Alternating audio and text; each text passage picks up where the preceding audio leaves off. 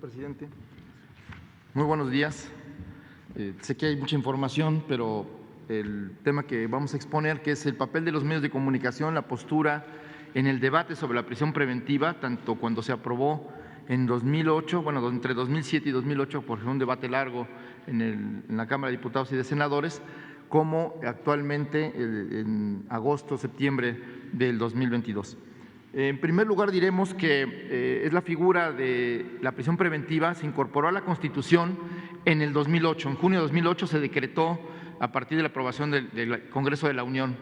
Y lo importante, el primer dato importante es que el debate que hubo en 2007-2008 duró 7 meses, en el cual los medios de comunicación avalaron, digamos, la intención de la reforma legal apoyada por el PRI y por el PAN, y que pues produjo 2,170 notas en esa época durante 7 meses, y solo en un mes, ahora, hay más de 3,753 notas respecto a la prisión preventiva.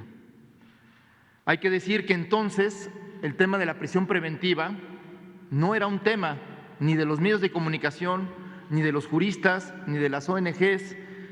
Era el principal cuestionamiento a la reforma judicial, era el tema de los cateos y allanamientos sin orden judicial. No podemos, para entender el contexto en el que se da esta reforma, tendremos que recordar, sobre todo a los más jóvenes, que se dio en el contexto de la declaración de la guerra contra el narcotráfico que hizo el expresidente, entonces presidente Felipe Calderón. Una guerra que causó muchas muertes, violaciones a derechos humanos y, por supuesto, muchos allanamientos sin orden de juez y un sinfín de masacres que se dieron y que son del conocimiento público. También decir que entonces los medios de comunicación en su mayoría respaldaron esta guerra, esta violencia que se ejerció y que desató una espiral de crímenes y de violencia que aún todavía padecemos. Y decir que ahora la mayoría de los medios de comunicación pues han cuestionado la figura de la prisión preventiva a partir del debate actual. También hay que contextualizar otro elemento que es importante recordar. En el 2007 se cumplían 10 años de la masacre de Acteal, donde 45 personas fueron asesinadas, indígenas tzotziles, en la comunidad de Acteal, en Chenaló, Chiapas. Y entonces, 10 años después, inicia una campaña, el CIDE, Ana Laura Magaloni, jurista, encabezaba este grupo de juristas, en los medios de comunicación, la revista Nexos y, por supuesto, el periódico Reforma, el Universal, lanzaron una campaña por la liberación de los asesinos de Acteal, asesinos confesos, y que las víctimas, los sobrevivientes, habían señalado como los victimarios.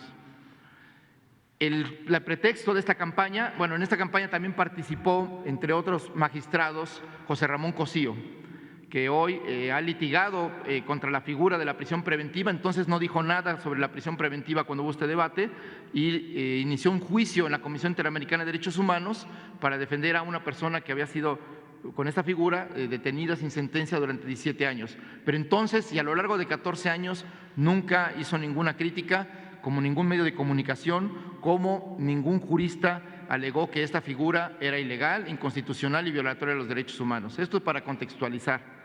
Decir también que este grupo y esta campaña en el 2007, en diciembre de 2007, cuando inicia la discusión en el Congreso, pues lograron la liberación de los asesinos de Acteal, como con los mismos argumentos con los que se liberó a más de 70 responsables de la desaparición de 43 estudiantes de Ayotzinapa.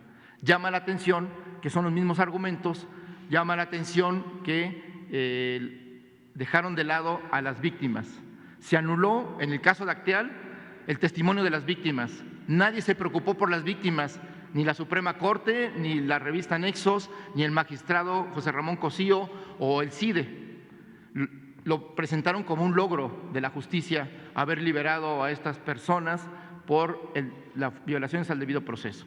Este es el contexto en el que se da la aprobación de la reforma judicial que legaliza la guerra contra el narcotráfico iniciada por Felipe Calderón. Bueno, Pues como habíamos señalado, los medios de comunicación a lo largo de estos 7 meses pues respaldaron el debate, y el único cuestionamiento que hubo fue, como bien se señalaba hace rato, el tema de los cateos o las incursiones en los domicilios sin orden de un juez. Al final de cuentas, el 26 de febrero, en el Congreso, en la Cámara de Diputados, se elimina esta figura de cateos y de allanamientos sin orden judicial y se avanza en la aprobación de la reforma. Entonces, todos los medios de comunicación, si puede regresarle tantito, por favor, todos los medios de comunicación avalan la reforma. Y la prisión preventiva nunca existe como concepto. Todos hablan de allanamientos cuando el debate que era el centro, y el único periódico que cuestiona la reforma de fondo es el periódico La Jornada. Y en ese caso, y en ese tiempo se quedó solo. Adelante, por favor. Y aquí, bueno, algunos detalles de alguna denuncia de que algunos senadores estaban en estado inconveniente cuando aprobaron la reforma, por favor. Y cuando en junio del 2008 se promulga a través del Diario Oficial de la Federación, se publica la incorporación de la prisión preventiva y de la reforma, esta reforma judicial a la Constitución, es una celebración. Hay una celebración del presidente Calderón donde dice, por ejemplo, que la guerra contra el narco es de todos.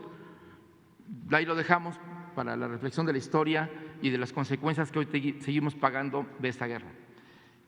Sin embargo, podemos destacar que aunque todos los medios de comunicación, la mayoría aprobaron, festejaron y respaldaron esa reforma, fue el periódico Reforma, dicho sea la repetición, pero el periódico Reforma fue el periódico que hizo campaña para la aprobación de esta reforma, y incluso los articulistas pues fueron de los más destacados defensores de la reforma. Y por ejemplo, cuando ya se publica en el Diario Oficial y se hace la ceremonia, pues en la primera plana encontramos a César Camacho Quirós, que entonces era presidente de la Comisión de Justicia de la Cámara de Diputados, celebrando con Genaro García Luna, y que era muy destacado entonces y celebrado por algunos medios de comunicación, como aquí testimoniamos con la primera plana de reforma al día siguiente. La siguiente, por favor. Llama la atención, y esta persona que es Ana Laura Magaloni, que es una abogada muy destacada, muy reconocida a nivel internacional, que ha encabezado grupos de abogados desde el CIDE, como bien señalaba yo, que promovió la liberación de los asesinos de Acteal, y entonces también escribió, fue entrevistada y apoyó la reforma, y nunca habló de la prisión preventiva oficiosa ni justificada, y ese tema ni siquiera existió en sus comentarios escritos o en sus entrevistas.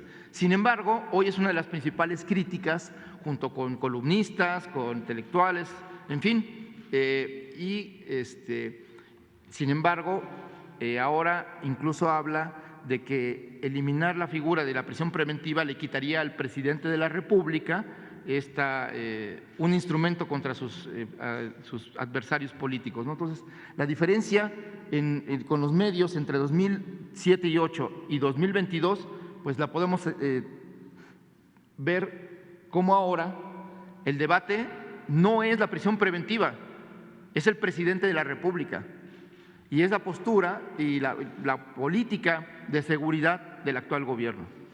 Tenemos que decir y aclarar y precisar que la nueva política de seguridad encabezada por el presidente López Obrador no ha violado los derechos humanos, ha preservado los derechos humanos, no se ha cometido masacres por las fuerzas de seguridad, no se han cometido ni siquiera cateos y allanamientos sin orden de juez. De hecho, se han detenido operativos, como aquí se ha dado cuenta, por falta de órdenes de jueces que, por razones que se desconocen o se puede presumir actos de corrupción o de algún tipo de situación que permiten que los propios delincuentes puedan escapar, pero no se han cometido y por lo menos no hay documentados ni por la Comisión de Derechos Humanos ni por organismos internacionales violaciones sistemáticas a los derechos humanos con la política de seguridad, como sí ocurrió con la política de Felipe Calderón y de Enrique Peña Nieto, a lo cual guardaron un silencio cómplice muchos medios.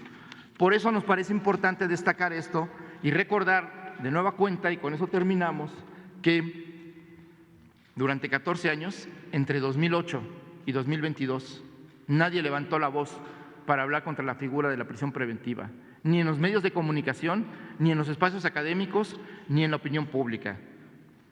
Y eso pues llama la atención y pues lo dejamos a criterio de los ciudadanos que son mayores de edad y podrán entender la politización actual del debate, pero más allá de la politización que los medios están representando, el peligro que puede representar, como bien explicaba el subsecretario Mejía, de que la figura hoy pueda desaparecer, porque podría permitir la liberación de delincuentes que causan daño a la sociedad.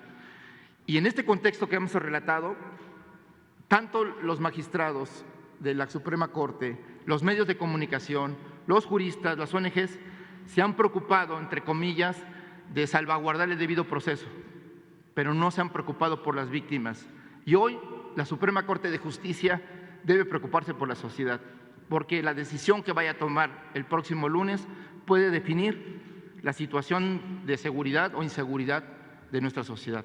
Y entonces tiene que tomar una decisión importante y tiene que tomar en cuenta el derecho de los mexicanos a la seguridad pública. Muchas gracias.